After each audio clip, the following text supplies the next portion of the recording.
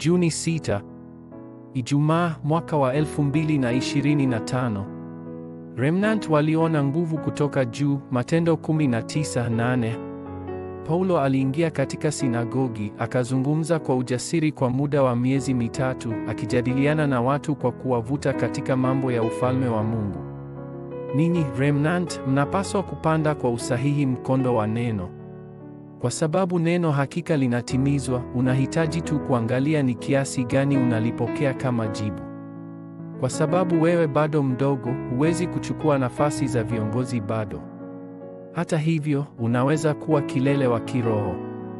Kwa mfano, Yusufu alikuwa mdogo kuliko ndugu zake, lakini aliota ndoto ya uinjilisti wa ulimwengu aliposhikilia siri ya maombi. Alipokwenda kama mtumwa, akawa mhusika mkuu wa maombi katika nyumba ya Potifa. Hata aliposingiziwa kwa uongo na kufungwa jela, alikuwa ni kilele cha kiroho ambaye aliwaokoa wafungwa wote waliokuwa gerezani. Alifanyika kilele cha kiroho ambaye hata alimwokoa Farao. Hatimaye alipokuwa waziri mkuu, pia akawa kilele wa kiroho ambaye aliokoa ulimwengu.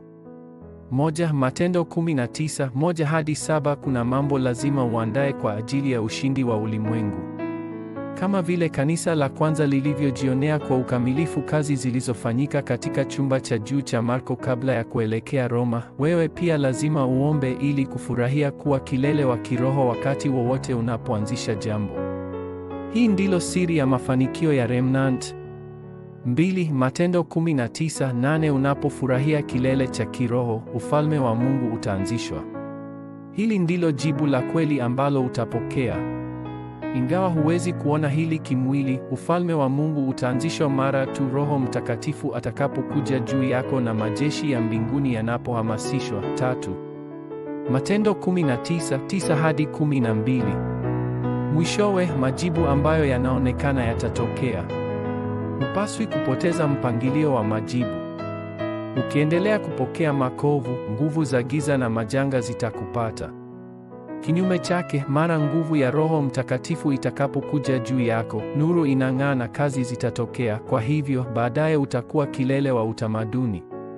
Paulo ambaye alishikilia agano la uinjilisti wa Roma. Unaposhikilia agano na kuomba kama Paulo, kazi zitatokea na ushindi wa Roma utafanyika siku moja. Ombi la agano: Mungu Baba, huu uwe wakati wa maana na muhimu. Hebu batizani yako kamili asimame imara, niongoze katika safari yako, na ufanye huu kuwa mwanzo mpya ambapo miongozo yako imewekwa ndani yangu. Katika jina la Yesu Kristo ninaomba.